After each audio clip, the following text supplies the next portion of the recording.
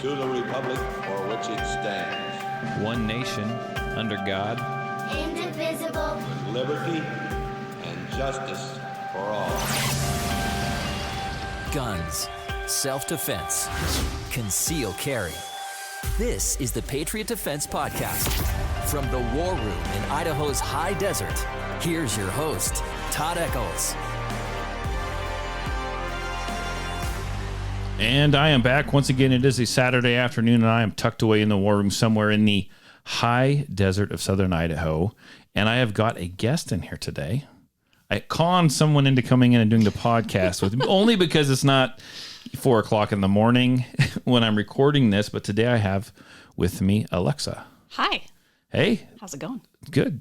And I just realized, so we'll get into why Alexa's here in just a minute, but let's talk about, we always have to start the podcast with a freaking weather report. Okay. It is warm out today. Yeah. I did not dress appropriately. Like, it is hot out today. Like, it's barely noon. I want to say we probably hit 80 degrees like an hour ago. Easily. So Alexa joined me today because she actually has signed up. This will be your second year you've taken the Women's Shooting Academy. Started off with the beginners, and now you're on to the advanced. And today you actually took another class. Was my defensive, what do I call this thing? Defensive pistol something. I think it was holster. I don't even something involving a holster. I think it was I can't even remember the name of the class. It was defensive pistol something or other, and we focused on defensive pistol dynamics. See, you got fancy. See those fancy, and you know that's really not fancy because there's like 150 other classes across the U.S. that are named defensive pistol dynamics. Because if I come up, little side note, this is gonna be fun by the way. I like to tell a lot of stories. So, and it was a cool name, but everyone read into it wrong. I had a cool name for a set of classes. In fact, if you sign up online on anything, you'll kind of see a hint of this name. I had this class. It was cool. A buddy of mine helped me kind of come up with the idea, and I loved it because it was a different class name. It's called Behind Closed Doors. I know. Everyone read into it. Just asking for it. Everyone read into it wrong. And what that referred to was, it was those things that maybe you go and take other classes that you don't really talk about. The ins and outs of defense, the ins and outs of all the, how do I shoot my gun like this? How do I do this? What's the secret? What's this? What's the secret sauce? Yeah. And it got to the point of when you have to shoot defensively, like, where actually do I shoot someone to make them bleed out? Like, we know what politically correct is, and then what's really the truth here. Yeah. That did not go well. It's like calling it behind the back door. Yeah. Oh God. Certain things you stay away from. Yeah. I was taking an online class for shooting, actually, from another shooting instructor, and they were talking about business techniques, marketing, all that stuff, and they taught us how to set up what they call like a landing page, and it's where you'd go to sign up for this, right? You've seen those, you've seen me make them, and I made a nice one, and it was for the class Behind Closed Doors. I was the laughing stock of the, and I know what it sounded like, but it also had another cool meaning, like Yes, but it fell flat. No one ever wanted to find out what we did behind closed doors here at Patriot Defense. I mean, I don't know how to even say to that.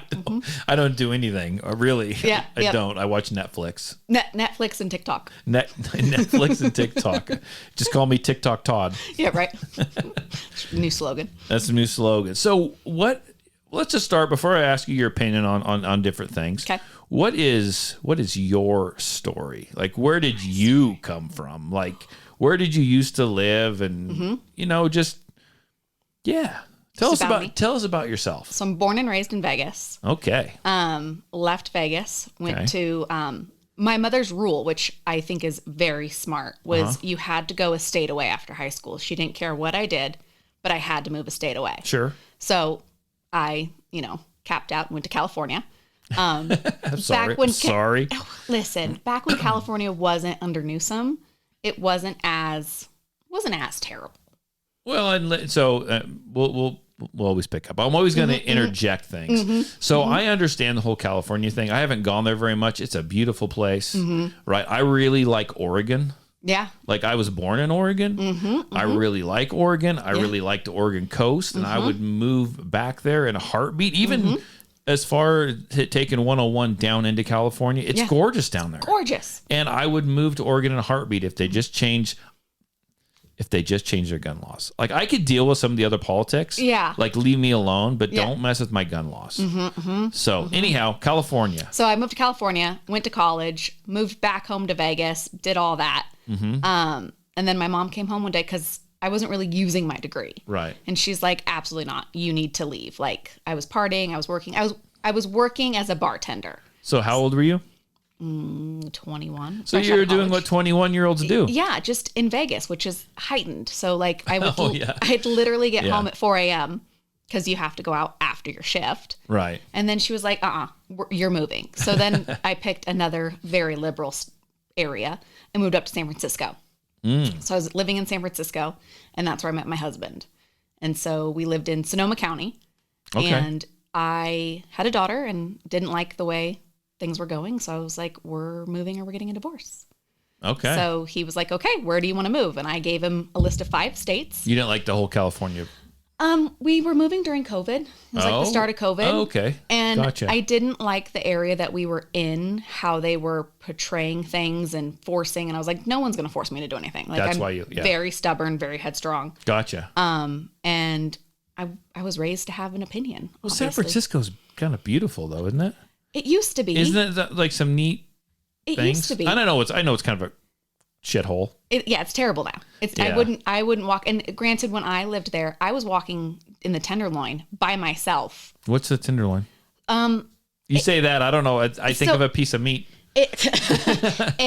Both. It's like the worst part. It's like druggy row. Like it's It's like Skid Row. It's like San Francisco's version of Skid Row. correct. So like you normally don't walk down that, but like I was leasing apartments. So, and I'm confident enough in myself, and I Right. took enough classes to realize what I could do. Right. But it wasn't as bad back then. Like as a solo female in high heels, I'd walk down the Tenderloin and feel completely comfortable. Really? Now I will not even step foot near there, Right. just because everything has changed. And I just didn't want my daughter to grow up. I wanted her to grow up how I grew up. I could, Gotcha. I could go anywhere. I could leave my house and feel comfortable. I wanted her to have that experience. And where we were living in Sonoma County, she couldn't have that experience. Gotcha. So So you ended up coming to Idaho? Idaho, yeah. What made you choose Twin? My husband. So he got his job offer for here. Gotcha. And his buddy lived up here, and he was like, and I was like, okay, as long as there's enough for me to do, I'm good living here. Okay. And I wanted her to have, like, I grew up riding horses, so it was important for me Sure. to be immersed in that for her. Horse culture. You were a horse girl. I was a horse girl, but I was not the Twin Falls horse girl. I was the jumper. It took me moving here to become the rodeo. Okay. I don't know what that means. I- You did rodeo here? No, rodeo's more prevalent here. Western's more prevalent here. Yes. Where I took expensive farm animals, put them in arena, and then made them jump over sticks. Okay. That was my jam. And you still do that today, right? I still do that today, yeah. Yeah, with a mutual friend. Yeah. Yeah. In fact, I got a number of you ladies that do that. Right? Yeah. Did you guys, real quick question, because I've always was wondering about this the other day. Did you guys all like get together and say that we're going to all go take the shooting class? Or how did that work? Because you guys all came, We there all had to came be together. like 4 or 5 of you. Yeah. So it really was, I think it was Chris. I think Chris listened to the podcast. Uh-huh. And Chris, how it originally happened, I stole my husband's class seat. Because so Chris, for his birthday, bought Jarrett the your CCW or CC whatever class, the carry and conceal class. Yeah. And so he had knee surgery and they all signed up, and then I was just going to come as an extra. Okay, that's how it happened. That's how it happened. So he had knee surgery and he's like, well, I can't come. And I was like, well, screw you, I'm going to go. And then that's kind of how it went. And then I think I looked at Jen, I was like, oh, because you have the flyers up. And I was like, oh, I really want to do the women's class. She goes, me too. And so then I think she told Debbie, and then she told, Benny? yeah. Yeah. And I think Jen got us all here. Okay, I was wondering how that all worked out. I always wonder how people hear about me and show up. I think, doesn't Chris listen to the podcast? Maybe. Chris. Work husband, are you out there?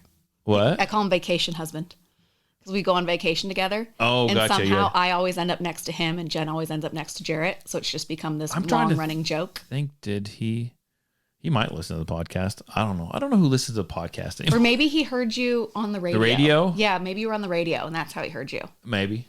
I don't know. But he was the one that started it. So you can thank him for your trickle effect. Absolutely fantastic. So anyhow, you came to Idaho. Came to Idaho. And you decided, what made you want to jump into the whole gun thing? Just, it was something to do here, or, because I mean, we have our crime. It's not near like where you came from. God, no. It's not close even, but it's not getting any better.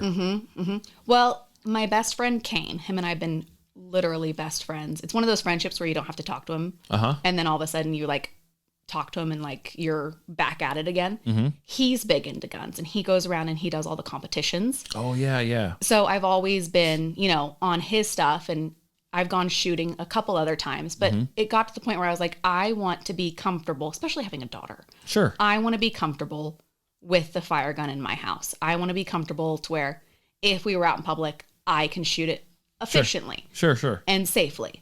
And so after your class, I was like, man, this is fun. Like I'm looking to do something else, not necessarily as a hobby, but like it's grown into a hobby for me. And then we introduced you to the H&K. I know, you ruined it all. You sent me down the rabbit hole.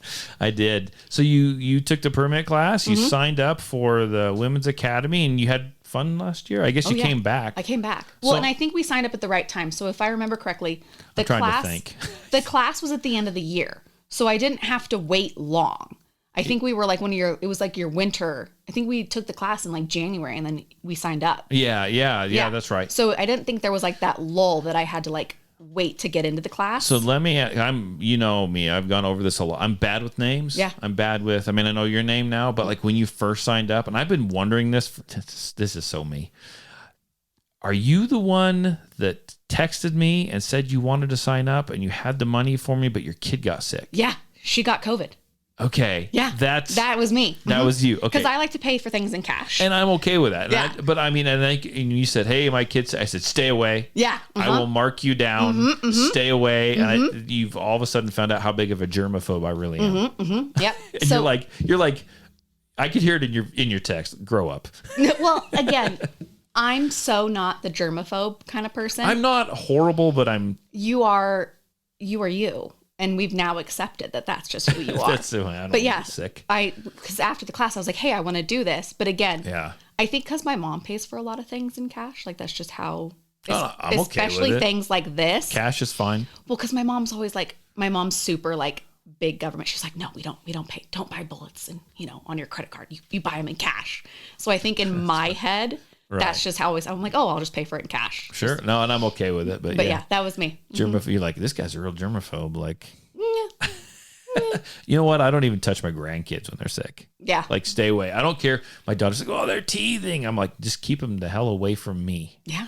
I don't like snotty and I don't like sticky. I don't think anybody likes that though. I'm anti-snot, anti-stick. And I want to say you have the cutest little girl. Thank you. And she always comes and says hi to me because she comes. So you signed up again this year. Correct. And she comes. This year she comes because we had a sits in the car and eats her hamburgers. Yep, because we go to riding before. And she sticks her tongue out at me while she's eating the hamburgers. Like, you want to be? No, she doesn't do that really. She really should though. It'd be more fun. Waft it in front of your eating face. Eating the hamburgers.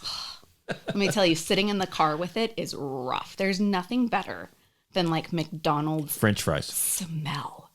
Oh, I just want to take the back. The French fries that's the best. That's the best whatever. So you learned a lot in last year's Women's Academy. Yeah. And I'm the kind of person where I don't ever think training is done. Hence why I'm 36 years old still taking riding lessons.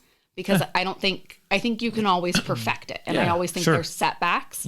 And for me, because Jen was like, well, I'm not going to do it again. And I was like, well, I'm going to do it again because I feel like there's always something to learn. Right. And there's always something to get better at. And so that's why I was like, well, yeah, I'll just sign up again.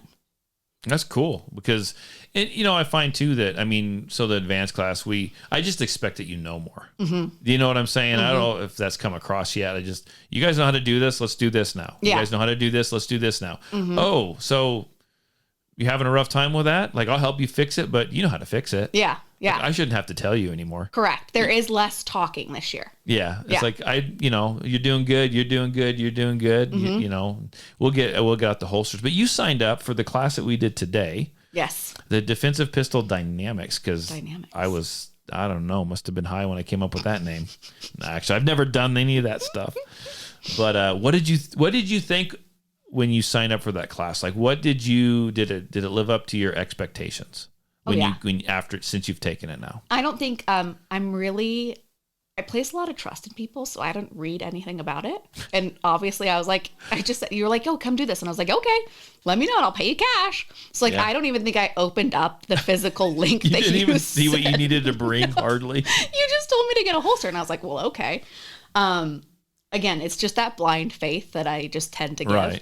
And so I didn't read the description or anything about it. That's funny. So I just was like, okay, well, I'll just come and do it. And then you said a little bit about it in last class. You're like, okay, this is what we're going to do. So I knew we were going to do a lot of shoot and draws. A lot of draws. Yeah. Like a lot of draws. Yeah. And I knew to bring 400 rounds, but I wasn't like, I needed the more practice for me. And that's what it was. Yeah. Because I'd never really shot from a holster Well, before. I think we probably drew that gun every bit of 150, probably loaded, I want to say 100, 150 times. And we probably did it, I don't know, 50 to 70 times unloaded.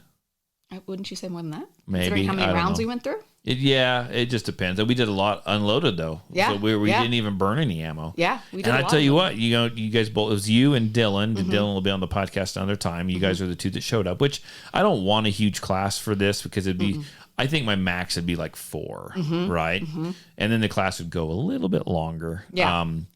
But you guys both started off, pretty good on your drop. Man, you were solid at the end. Like I said, my wrists weren't getting tired. They were getting more of that memory. Yeah. Where it was like all where of a sudden you could lock them up. Correct. You could drive them out, drive the gun out, lock it up. We even threw in a couple extra things today just because I do that sometimes based on how the class is going. So we started off with just warm up. Let's not draw. Let's not do anything. Let's drive out and dry fire. Drive out and dry fire. Then we did the 50-50 drill where we worked on trigger reset. We worked on making sure our grip was solid, all that stuff. And then we went from there. We went to the holster, I believe. Yeah. We trained we dry fired from the holster, and then we went live, and we did all kinds of stuff from shooting one target at your own pace to me calling it, to shooting multiple targets, to shooting 2, 3, 4 rounds at a time. What'd you think when you started getting into multiple rounds? Like, I talked about it was it's like a rhythm. There's a rhythm to it. There is a rhythm to it. If you do it enough, and it's not doing it a little here, a little there. It's sitting down and doing it for an hour. Yeah. There is a rhythm. There's a rhythm in trigger press, trigger reset, trigger everything, to driving out and locking up your wrist. It's a whole thing. Even the rhythm just from pulling. Yeah. And then the double shooting. Yeah. It just became. You did 6 steps, but in my head, again, it's that old bartender, the pull pour. Yeah. I was doing it in 3 in my head. Well, and then it was that rhythm for me. And it was just like, it just became this fluid, almost like dance-like motion. Yeah. And so you said that. So it is a 6-step process, but they're so close together, some of them, that it smooths out. Correct. But not everyone smooths out right away. Correct. Well, yeah. And again, it's just that old bartender habit of like the pour counts for me. Yeah. That like I just relate everything to like the pour counts. So I was just like, okay, got it. Gotcha. And then it just was like that solid. But again, the more and the faster we went, the easier it got. Yeah, you start to, once you know what to do and you got some of that muscle memory there or starting to develop it, you can go, it's slow as smooth, smooth as fast. So you can overthink it. You just kind of, it's so weird. It's like I call it the Zen, like yoga part of it. You just have to learn to flow. Yep. It has to learn to flow. And you can tell yourself how fast you want to go or how slow you want to go. And it's just by, I don't know, it's kind of crazy. It's just, you got to get into that moment. It's just that fluid motion. Yeah. And you were like, at one point you're like, okay, now speed it up. And I was missing. And you're like, okay, but you need to reset. Yeah. And then speed it up. And then it was like, okay, the reset and then to speed it up. And then it flowed better. Yeah. And I wish more people, honestly, at least here, I mean, not that I'm already taking classes, but in this area would, and because what is one thing I said to you? I said, hey, I love teaching these classes because I don't get to teach these classes very often because it's like pulling teeth to try and get people to sign up for some of these. And it's, more people need this. I wish more people would go this far and learn how to draw that. You know how many people don't learn how to draw the gun? And I love the academies, and I'm not discounting the academies that you're a part of. Yeah. But in those classes, there's a lot of people there. Oh yeah. And I can't stay on one thing for a huge amount of time. And in those group classes like that, you get to a point where you start signing up for those, which sign up for those. I like you. But it's, my goal with those is to pull people out, not me, but have them go, I need more. Yeah. I need more, because when you get a group class like that, you teach, unfortunately, this is the way it is. You always teach to the lowest common denominator in the class. And like public school. It is. That's exactly it.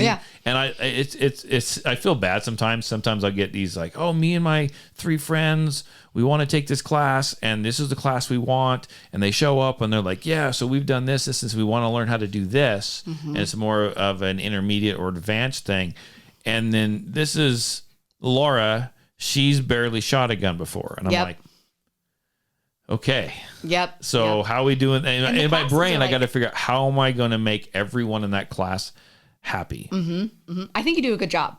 I've never felt it's hard. Good. I've never felt that you were catering to. I mean, maybe that's because I'm the least in the class. No.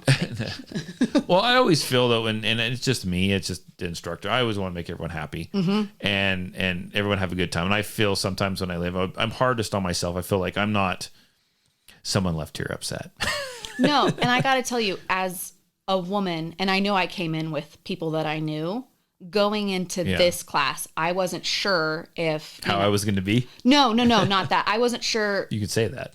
No, I didn't think that at all. I was more of, do I know people? But I will tell you, towards the end of the class, I didn't feel like there wasn't this... almost like camaraderie. Like I felt very comfortable going into this season. Yes. Because of how last season ended. Well, and women's classes are great like that. Yeah. Yeah. They're fantastic that way. You guys are all friends. Correct. Correct. And we go in knowing nobody. Yeah. And if, I obviously knew the 2 this year or this season, but I didn't know they were going to be in class. Right. Because I just assumed if Jen wasn't taking it, I didn't know that they were. Right. But I was like, oh, well, yeah, I think the first... Because my girlfriend, she was like, oh, I want to take it, but I don't know anybody. I was like, it's fine. You don't need to know anybody. Yeah. It's just you go and you just build this camaraderie around people. And I think that's a tribute to you, because you make it comfortable enough that all of us can be ourselves enough. You know what I'm saying? Like we're not having to hide or... You got to put up with me, but yeah. Well, I mean, the liner jokes are... That's what really brings it together, Todd. Yeah. But yeah, I don't think that a lot of women are comfortable enough going to take classes because other women's friends aren't going to go and do it. Gotcha. You know what I'm saying? I think it's a group thing. It's a group thing. Right. But I think that the message needs to be, it doesn't have to be a group setting for people that you don't know. Next thing you guys know, like you experienced it. I mean, people you don't know, and like 2 months in, you're like, trying out each other's guns. No, like Nicola and I I love her, absolutely love her. And I just met her through this class. Yeah. And I think she's a fantastic human being. Yeah, she's fun. She took this class last That's what year. you'd said, yeah. And she's by herself. Yeah. Oh, that'd be great. Yeah, it was and it was windy. If I remember right, it was super windy that day. That's the one thing I wish someone would have said, wind. I never forget. We moved here and we were going to the DMV. No, we were going to the county assessor's office. And I was like, oh man, is it always this windy? And the woman snorted. She like full on snorted at me. She goes, you must be new here. And I was like, yes, I am. I didn't know how bad You didn't tell me you were from California, did you? No, because I'm Nevada. Okay, good. I don't claim I'm from California. Good. It's not my jam. Question for you, and you can be, maybe I shouldn't ask this, but I'm going to anyway. I'm very blunt, so. Be blunt. I know you are. Get ready. Great. Maybe I don't want to know. Maybe you don't want to know. It is okay. You can be honest, because I look, women, my women students, they make up, and maybe I've said this to the group before, but they make up 80 to 90% of my students. I think I saw that on a social media post from you. Yeah, and it's true. 80 to 90% of, and trying to dial, I won't say dial back. I'm trying to change some stuff. So I've been doing this business now for for 13, 14 years. And it's grown, and the women have shown up like crazy. Like that demographic is growing a bunch. And I think sometimes I base this, I'm going to ask you this question later on, but what I'm talking about now has nothing to do with it. I've just gone on a tangent. Okay. When I first started in this business, one of my mottos is practical, not tactical. So tactical is fun. You know what I mean when I say tactical, Yes. like the freaking guns and the vests and all that. That's fun. That's okay. That's not me. No. I'm not interested in that. Like, I'm just not. That's not my thing. My motto has always been practical, the practical side of it. You're, the dad that's mowing his lawn, how is he going to defend his family if something were to happen? The mom that's at Walmart or taking her kids to Little League or soccer practice, what's she going to do? How's she going to be able to defend herself if someone comes up and tries to grab one of her kids or grab her while she's, leaned over putting her kids in the car seat? That The real life situation. the real life stuff. Yeah. Like that's always been my motto. And I think over the last couple of years, even though it was fun, I won't say it's been 100%, but I've started to get away from that a little bit.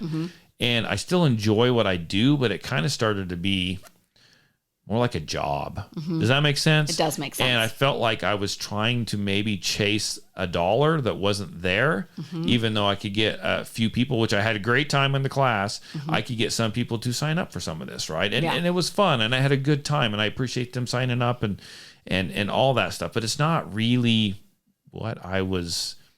It's not my main goal. It wasn't what I built. Doesn't help your soul at the end of the day. It wasn't what I built Doesn't my fill up that business on. I bucket. felt like I was getting out of my wheelhouse. And it's like, yeah, I have help. I have some good guys. He's going to be listening to the podcast. I had some good guys, a good buddy of mine helping me teach that stuff that I didn't know. Right. And I know he tried to teach me too. And it's not that I didn't want to learn it. It's that it just doesn't fire up that excitement in me. It's not I say life's in buckets. Like you have to fill so many buckets to be fulfilled. Right. But if you're putting too much in a different bucket, well, your fulfillment bucket's not there. Yeah. And I need to kind of look too also at the people who are the students that I have, which are the women. I never thought that I would be that would be my niche. I just never ended up being like that. Never started off, but then it did. And not that I don't like having men in the class by any means, because I mean that's totally fine. But you guys are my biggest demographic. So this is coming back around here. Okay. So as doing this, and I've been doing these group classes for a handful of years, and different women's classes for probably 6-7 years now. Wow. Is there something that I could do different? Is there something for in the women's aspect of it, the female aspect? Is there something in any of my classes that I could do different? I try not to be intimidating. I'm probably the least intimidating person on the freaking planet. I try to stay pretty humble. Yeah. Like I said earlier, I think it's a testament to you. Okay. That a single female knowing nobody can go into one of your classes and not feel not only intimidated, but there's just something. Women like to be in groups and numbers. And they like to be, hence the bathroom. We all flock to the bathroom. Business wise, it's not a bad plan. Correct. No, it's a great plan for you.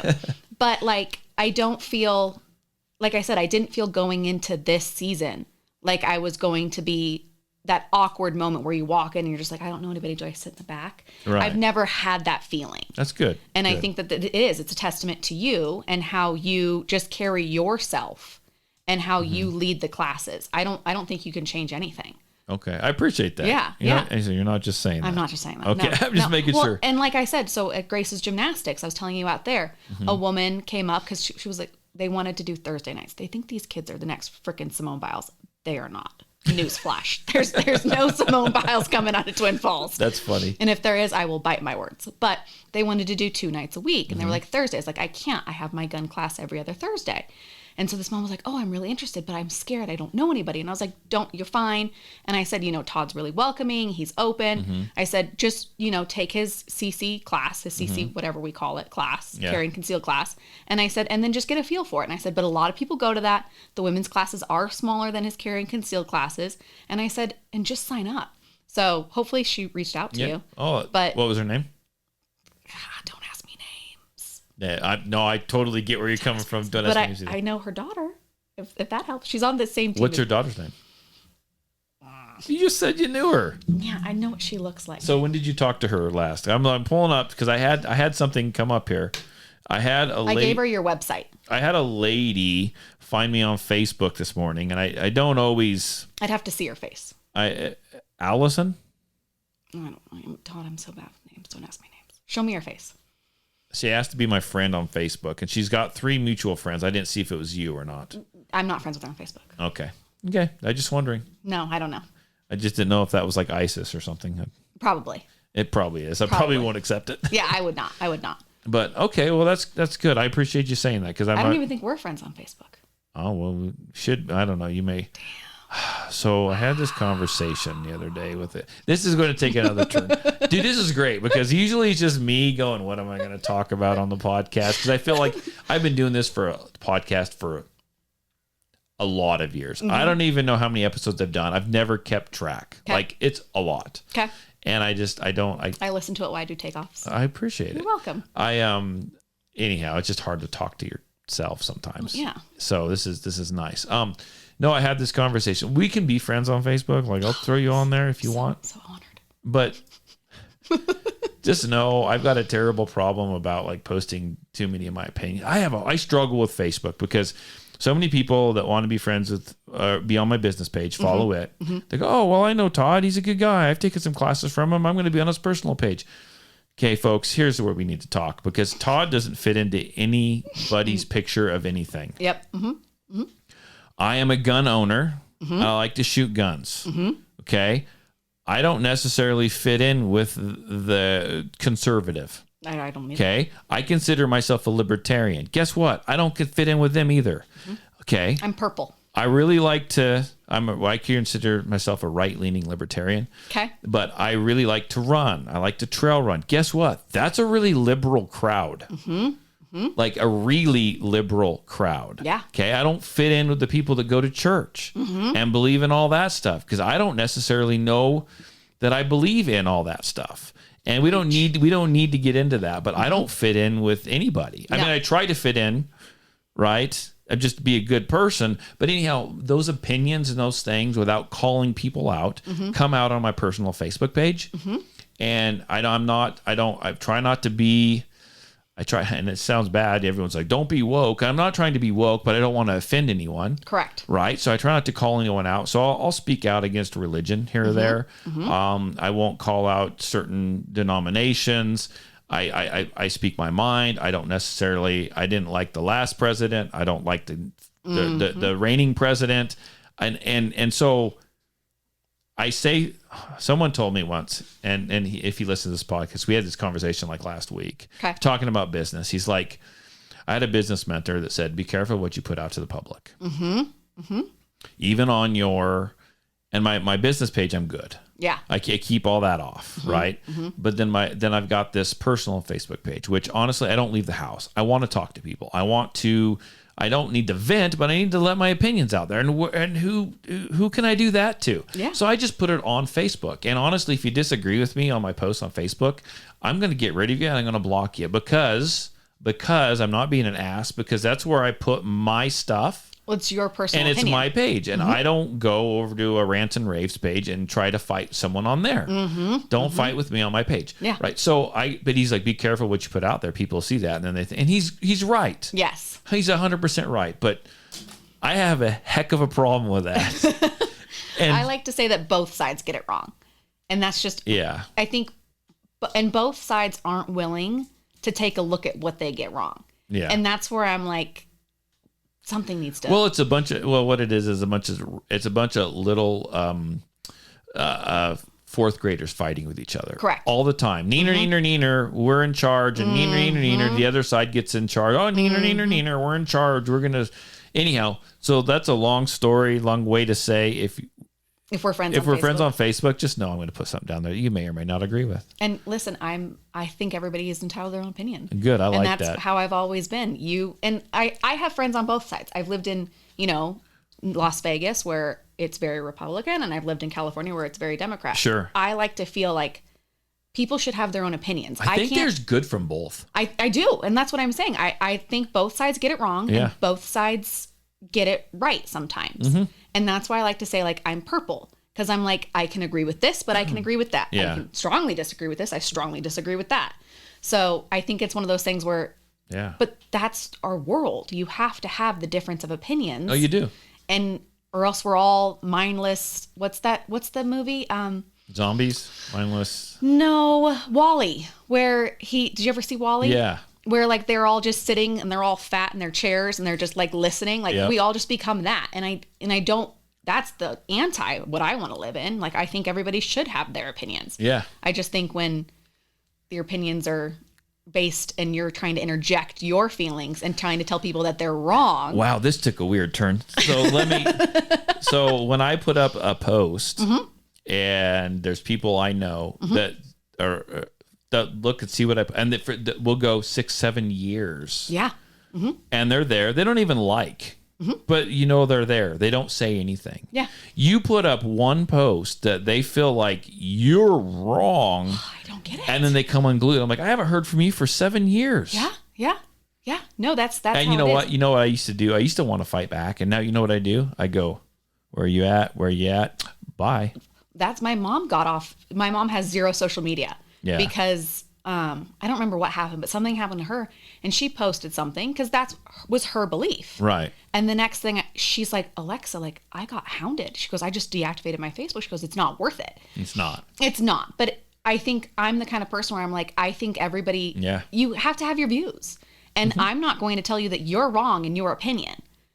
It's just not, that's not my place to be like, Unless you don't like HKs. well, no, obviously you've got me down that rabbit hole.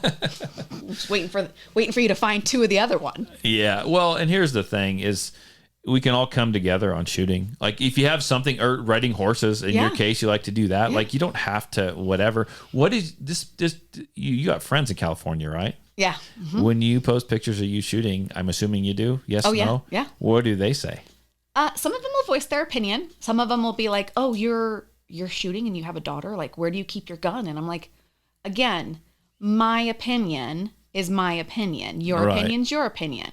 It's one of those things where I don't think we should have judgment on Right. what I'm not beating a child. I'm not committing, murder. Right. Those have your opinions, well aware. I say core values. You have your core values of not religion, because I'm like you. I don't think.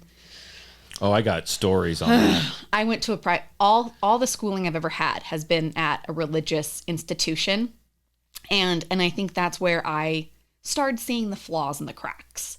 And that's my, and again, but I'm not going to go, we live in a very predominantly religious area. I'm not going to tell somebody, no, you're wrong, or no, you shouldn't go to church. That's their I opinion. used to be a member of that predominant religion. Really? We can talk later. Okay. But that's the thing. Like, I'm just like, your opinion's your opinion. I Yeah. shouldn't have a say. If it's not a core value, you're not beating a child, you're not, committing murder, Sure. then you don't get an opinion in my life. I don't Or get on an your opinion. kid's life. Exactly. Well, I think this is my opinion now. I think you're doing more of a detriment to your kids if you don't give them the options. If you just say Correct. guns are bad, that's all you need to know. So, for example, I've got 3 daughters and 2 boys. Okay, I only have one at home. My 11-year-old is still left. Okay, I'm old. Why didn't he join us today? Well, my 19-year-old was going to. No, I know, but why not your 11-year-old? Oh, he's not to the draw and Got it. shoot stage. He has little hands, like they're getting bigger, but he's got smaller than yours. Okay. Like he can get it on the trigger, but he's not ready. He needs to grow it a little bit more. Got it. Right. He likes to shoot, but anyhow, my daughters, I like to hunt. Okay, my daughters here's my rule. You don't have to like guns. You don't have to agree with me on that. But guess what? You live in this house. You're going to go do what? We're going to start with hunting. You may not ever want to hunt, and I'm okay with that. Yeah. That's a personal, ethical choice. I get it. But you're going to take hunter safety. I completely agree with Guns in the house, you're going to take hunter safety. You're going to try, I'd like you to try hunting. If you decide you want to try hunting, we're going to go out. If we put in all this work, you get a deer, you raise the gun up, you put the deer in your sights and you go, I can't do it, Dad. I'm going to say, that's fine. Yeah. That is fine. Yeah. We don't have to. You know, you made it this far. You tried it out. You know, you're good to go. Just Maybe try. my oldest daughter shot a deer. She doesn't have anything against hunting. She shot her deer and went, oh, yeah, I shot it. Like, it was that simple. Yeah. And, you know, she was little. She hauled all the gear up to the truck, and Dad got to drag the stupid deer up there himself. But, I mean, she tried it and decide, you know, go out and shoot, learn to shoot. You don't have to like it. Yeah. But you can't have an opinion unless you've actually tried it. Correct. I refer it back to something as simple as food. Yeah. Well, you have to try the broccoli. How do you know you don't like the broccoli? You have to try something different. Like, at least try it. Yeah. Give it a try, and then you can form your opinion. You can't base your opinion off someone else's opinion. Yeah. You have to try it. And that's not what the media will have you do. God, no. Especially when it comes to firearms. God, no. Right. No. It's hard no. I mean, it's so crazy what they do. And anyone that listens to this podcast already knows, but it's just crazy how they will warp things. Like, if you shot, I mean, I'm just going to ask, you shot an AR-15 and stuff, right? Yeah. Yeah. Well, I mean, I figured you had, but Yeah. I mean, I don't know. But I mean, you know, they'll call that an assault rifle. See, so my mother-in-law, love her. She will not listen to this podcast. She's not, they are anti Sure. everything. Where are they? They're from California. California, They're born saying- and raised. Okay, gotcha. They're Sonoma County. Yeah, okay. And it is one of those things where she openly, because we were talking about getting one, she goes, I won't come to the house if you have one. And I'm just like, it's one of It's those, an inanimate object. correct. But that's just their, They take it to the extreme. they take it to the extreme, but they're also, they listen to the mainstream media. Like, her mainstream media is The View. And so you look at that, and it's Right. just, they're just dumping them with not even facts. And I think that that's the problem, is you need the facts before Yeah. you can form an opinion. So they are 15. They like to call them assault rifles. Do you know why they do that? Well, because they're automatic. So it's multiple rounds. Well, fast. assault. So there's not really an assault rifle. Okay. But they like to say when people do something bad with an AR-15, they like to call it an assault rifle because they want to liken assault rifle ARs with AR-15. When in all actuality, what people just think AR-15 stands for assault rifle 15. I've even met gun owners that think this. I didn't think No, it stands for Armalite rifle. I just always That assumed is the AR. maker. That is the maker of the rifle. Yeah. And it's model number 15. Yeah. Like, and so it's fascinating how they'll play on that. But I've had people like your mother-in-law move to Idaho and go, hey, I want to try shooting. And they'll tell me, like, I hate these things. Well, I'll tell you right now, they hunt. Her husband's an avid hunter. But she doesn't like, she just doesn't like ARs. ARs and I think handguns. She was they're very weary when I tell them I'm part of this, They all your class. fire bullets. Correct. I'm just going at targets instead of deer or ducks. That's interesting. Usually, does she shoot personally? I think a couple times, but I don't think that's her jam. Like, even my father-in-law, he goes, well, you just do handguns? He's never really been into handguns. And like my husband, he's never been into handguns. Like, I can't carry a rifle around with me when I go to Walmart. Right? Like, Well, I don't know. You could if it was allowed. Legally, it's probably allowed. Yeah. Walmart would kick you out. But I can tell you right now, let's exclude this year. right. But last year, I've shot a handgun more than my husband ever has. That's awesome. Yeah. He wasn't raised on handguns. Yeah. So Is he interested at all in coming and taking anything? I mean, or just that not his jam. So I'll tell you. So originally, like I said, it was a hobby, right? It was one of those things Sure. where he loves to golf. I was forced as a child to golf. And I think it goes to back, like, I wear a lot of black. Like, I was forced to wear color. So I think in my adult You're life, my only goth shooter. I know. Just all black all the time. I don't do color. But like I said, so it's one of those things where I was forced into golf. So now I dislike golf. Like, I Gotcha. can do it. I'm fairly good at it. But it's just one of those things where it's I don't like it. I was forced to do it when I was a kid, so I'm not doing it. Correct. It's like you dig your heels, and I'm like, I'm stubborn. I'm a 36-year-old stubborn woman. Yeah. And so it's one of those things where I was like, okay, well, maybe if I take up shooting, this can be something we can do together. So it was like, well, I'll take the class. I'm going to get comfortable. Now you're better than him. Well, now he doesn't even go. Like now it's just like I'm not only better than him, which I think also is a deflating factor. I was gonna say, does he not go now because it's like he's afraid you're like gonna like help him learn? I don't know. And is he gonna listen to this podcast? I guess that would be the next question. He's not a big. So we listen to like the murder mystery podcasts. Okay, we're really big into those. Like that's. I can plan a whole murder and get away with it swimmingly. I've got some podcasts I'll tell you about. Please do. You'll like them. I love a good murder podcast. Yeah. Doesn't help that I also like do the murder thriller books too. She likes murder podcasts and she shoots guns really well. I know.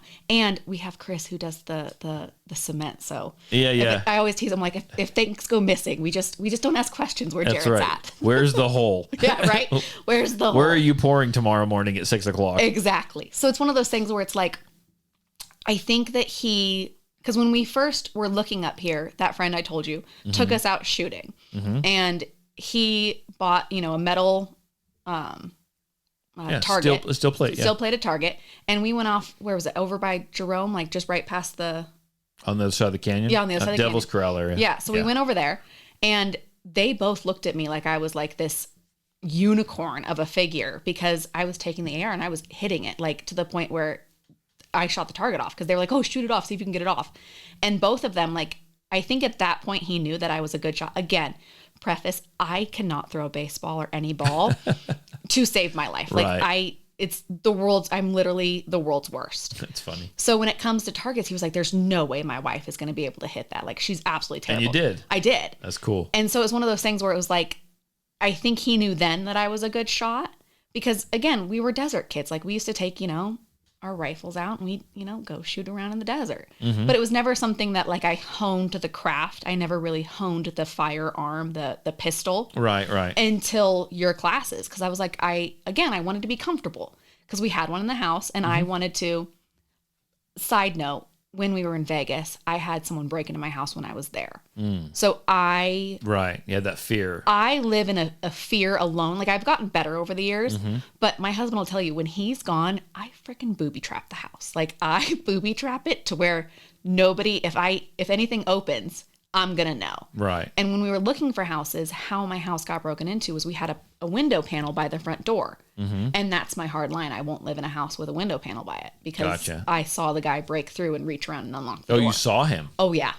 It was aggressive. Oh, yeah. I was. Whoa. Yeah, it was aggressive. It was real. And I think because of that, once we had firearms in the house, I was like, oh, I need to know. That's crazy. But he's always like, he'll laugh because he came home one time early and he called me. He goes, I have to call you because you'll shoot me if I come in and I don't let you know because I'm so I'm hyper paralyzed. And now you're a good shot. Now I'm a good shot. Now he just knows. Now he's like, I need to let my wife know. Honk my horn. Yeah, I need to do something. He makes sure that I know he's coming home. That's awesome. That's crazy. My wife is kind of maybe like you to a certain extent. She didn't do a lot of shooting. I don't even know if she did any before she met me. But, I've taken her out and showed her this or that, right? And I don't know what it is, but like she doesn't shoot. Like we have a range here. Yeah. She just gets busy with the grandkids, just whatever. She's got a gun, right? Yeah. So this year she signed up for the Women's Academy. Oh, she did. Yeah, one of my ones I've got like less people in it. So she'll hit that one most nights. And it's wild because I don't think she'd really shot even in like 2 or 3 years. Wow. She's never like, we take her out to the gravel pits or whatever before I had my range, right? Just shoot this, shoot that. She walks out, she picks up her gun, and without thinking about it, the bullseye targets we shoot. Yeah. It's got the center and it's got the little numbers above, and you've stared at them enough. I know you've seen them. Yep. I know them well. She will stack 50 rounds in the bullseye and then get bored and start shooting the little numbers. Dang. I know. And I'm like, everyone in class. So there's like 4 other people in her class, 4 or 5, and they're all pretty new. And she just wants to, she just wanted a place to shoot. Right. Yeah. And so they're learning because they're pretty new and they're like, holy crap, look at her target. She's like, afterwards, she's like, I feel kind of bad. I said, just, you do you. You're fine. But it gives them something to strive to. But she barely shoots. Dang. But she's just freaking good. Yeah. Some people are just naturals. They are. I've seen it. I've seen it. Some people are just naturals. It's nuts. Real quick story. You said you were in the house when someone broke in. Yeah. So 2 people tried to break in. wow. Years ago, my wife worked. She does medical transcription. She was in Twin. She had to work overnight. And there's this great big old house. There used to be a clinic off of Shoshone, across from like the jail almost, kind of down, where by the city park kind of. Yep. And in fact, the clinic, I believe, is still there. Okay. And there's a big house that was across the street, big, old, really cool looking craftsman style house that that clinic owned. And she would go, a lot of office people worked there. And so she would be in there overnight doing transcription on the computer. Okay. My oldest daughter is the only kid I had. She was little. She was colicky. It was a freaking nightmare when she was like little. And she was in there, and she wasn't really supposed to have my daughter there, but she just took her because it was like I couldn't do anything. Yeah. Kid would just scream all night. Yeah. And so she took her and she got her to sleep and was typing, and she'd take a break and help her out or whatever, feed her, whatever. And so she was there, and she heard something. God. I can't remember exactly. I have to get this story. She heard something, and she's like, whoa, what is happening? And she realized someone was in the place. Oh, God. And so she grabbed my daughter, and they went out the front door, I think, or the back door. And I think she called the security guy. Yeah. And the security guy is like, are you okay? Are you okay? We got police coming. Someone had broken into the house while my wife was in it. Jeez. The cop showed up. She's standing on the sidewalk holding my daughter. She's not supposed to have it work with her. Oh, God. It was a whole thing. But yeah. And she'll tell you about it. And it was freaking scary. Yeah. Yeah. Like really scary. I can only imagine. That's like my worst fear. And I was home alone. So my mom, let's see, I was back from college. Yeah. So I was like 21, and my mom was living in Europe most of the time. And so she was gone. So it was just me, and I had a wolf hybrid. And then I was dating a guy who had this big old white pit bull boxer mix, and he owned a dojo, and he had left to go do something. Like he was out of town. Right. He was at Mount Charleston. So if you don't know Vegas, Mount Charleston is like where you ski, you go dirt biking, you could run. It's about almost an hour away. Cool. Gorgeous place if you ever need to go. Highly recommend it. So he was up there doing some retreat or something. And my mom had told me, hey, the gardeners are coming. Make sure the dogs are inside. They're terrified of dogs. Well, duh. So I didn't put the dog gate down on the doggy door. And I went to bed. I worked late. I think I got home at 3 a.m. Like probably drunk, let's be honest. And all of a sudden I'm hearing I hear pounding. And I was like, well, that's weird. Like maybe the gardeners are here. At 3 o'clock in the morning? It is Vegas. Do they do stuff at weird hours? Do I do something? No, do like the gardeners show up before it gets like 158 I didn't know. degrees? So I didn't even look at my phone. I just got up and I was just like, oh crap, the gardeners. So I go out, and we used to have a landing. You're half asleep. I'm half asleep. Half drunk maybe. Most likely, let's face it. And so I was there, and all of a sudden I hear a crash. And so in our garage, we had a window in our garage. And I don't know, when they tell you like just certain things are looking out for you, like I fully believe there's like things that look out for you. I had locked the garage door, the door to the garage. And you didn't normally do that? Never. I never locked this door, and I locked it. For some odd reason, I locked it. So they broke the window to get into the garage and tried to get in through the garage. And that was the banging that I heard. Yeah. And then they came around. There was 2 guys. They came around to the front door, and that's when I walked out and I heard. And I walked over, and we had a landing, and I was like, what time is it? And it was dark. And I saw his hand break the window and reach around to unlock it. Oh my gosh. And I knew that Aspen, he was trained. So I let him go. And then I grabbed my Timberwolf, and I ran back in my room, and then I called the cops. Did they come in the house, or the dog go crazy enough to? So they were coming in the house. So they tried to get through the back door because there was footprints, because the gardeners hadn't come yet. So there was like a bunch of mud. Yeah. And so they had the footprints of them climbing over the back fence. And then they got in the house, and then I released Aspen. And then they bailed. And then Aspen came trotting back 30 minutes later. I did my job. Look at me. I do good. I do good. So let me tell you my Vegas story. Oh, goodness. Okay. Everybody has one. Well, I don't like Vegas. Nobody does. I've driven through twice. No, twice. Okay. The first time I was headed up to actually going up to Prescott, Arizona. Okay. I was going to go up there and race. And I'm Me and my brother, and he had a little more dependable vehicle than my shit boxes I drive around. So he had a Honda Odyssey minivan. Okay, this was actually probably only 4 or 5 years ago. Really? It's got to be like that 4 or 5 years. It was before. Was it before COVID? I think it was before. It was before COVID. God, COVID. What? We're 2025. COVID was in 2020, right? Yeah, I can't remember exactly, but anyhow, let me tell.